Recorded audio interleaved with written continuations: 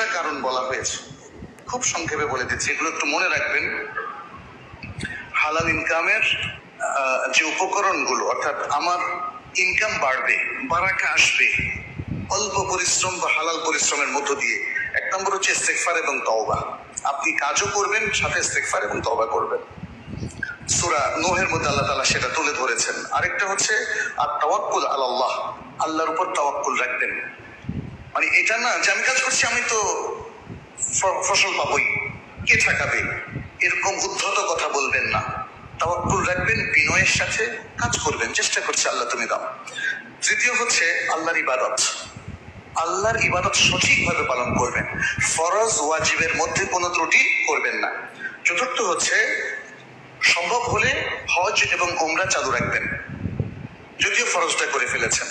কারণ রাসূল সাল্লাল্লাহু আলাইহি ওয়াসাল্লাম বলছেন, হজের পর হজ, উমরার পর উমরা যদি কেউ করে তাহলে এটা পাপকেও মিটিয়ে দেয়, দারিদ্র্যকেও দূরীভূত করে দেয়। পঞ্চম হচ্ছে আত্মীয় স্বজনের সাথে সম্পর্ক রক্ষা করা, তাদের উপকার করা, তাদের পাশে দাঁড়ানো, তাদের প্রতি ভালোবাসা রক্ষা করা, তাদের কুশলাদি জানা। নবী সাল্লাল্লাহু আলাইহি ওয়াসাল্লাম বলেছেন, যে ব্যক্তি চায় যে তার রিজিক বেড়ে যাক, বৃদ্ধিপ্রাপ্ত হোক এবং তার মৃত্যুর পরে তাকে স্মরণ করা হোক, সেজন্য আত্মীয়তার সম্পর্ক রক্ষা করে। ষষ্ঠ হচ্ছে আল্লাহর পথে নানা রকম ব্যয়। আপনি আল্লাহর পথে ব্যয় করবেন, আপনার ইনকাম বরকত প্রাপ্ত হবে। ইয়ামহাকুল্লাহুর রিবা ওয়া ইউরবিস সাদাকা, আল্লাহ রিবাকে মিটিয়ে দেন আর সাদাকাতকে বাড়িয়ে দেন। সপ্তম হচ্ছে ইকামাতুস সালাহ, সালাত আপনি কায়েম করবেন, তাহলে আল্লাহ সুবহানাহু ওয়া তাআলা আপনাকে রিজিক দিবেন। আল্লাহ বলছেন, ওয়া'মুর আহলাকা বিস-সালাতি ওয়াসতাবির আলাইহা লা নাসআলুকা রিজকান নাহনু নারযুকুক। তাহলে সালাত পড়লে কে রিজিক দিবেন? আল্লাহ রিজিক দিবেন। অষ্টম হচ্ছে আল্লাহ সকল নিয়ামতের শুকরিয়া আদায় করবেন, আল্লাহ শুকরগুজার বান্দা হবেন। নবম হচ্ছে আপনার সকল সম্পদ, সকল কনজামশন, ভক্ষণ, পানীয় পান, এর সব কিছু যেন হালাল হয়, আপনি সর্বাত্মকভাবে সেই চেষ্টা করবেন।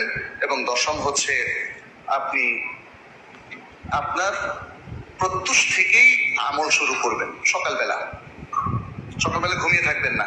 দেখেন বরকত কমে গেছে, সবাই ঘুমিয়ে থাকে সকালবেলা, নামাজও ঠিক মতো পড়েন।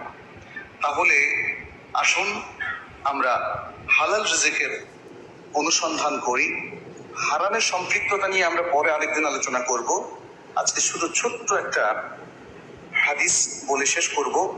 সেটা হচ্ছে, এই যে সর্বাত্মকভাবে হালাল ইনকামের জন্য আমরা চেষ্টা করছি, এর মধ্যে যদি হারাম চলে আসে আমার পকেটে অথবা আমার ব্যাংক ব্যালেন্সে অথবা আমার হাতে, কি করব আমি? বলেন তো কি করব? এটাকে বলা হয় পিউরিফিকেশন। আপনি হাতকে পবিত্র করবেন, ব্যাংক অ্যাকাউন্টকে পবিত্র করবেন, অথবা হারাম থেকে আপনার হালালকে পবিত্র করবেন।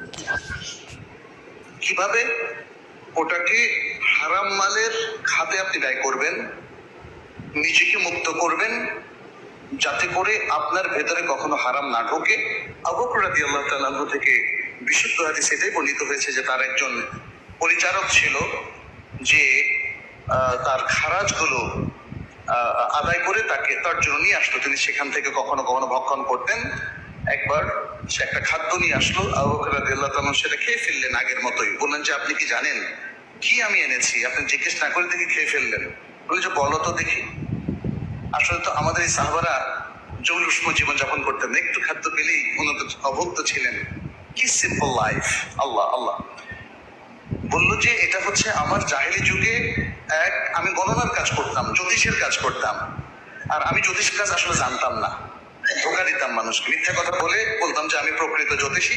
এ কথা আসলে সব জ্যোতিষী মিথ্যাবাদী, এটা কিন্তু মনে রাখবেন। সব জ্যোতিষী মিথ্যাবাদী। জ্যোতিষ যদি সত্য হয় তাহলে তো আল্লাহর সাথে শরীক হয়ে যায়।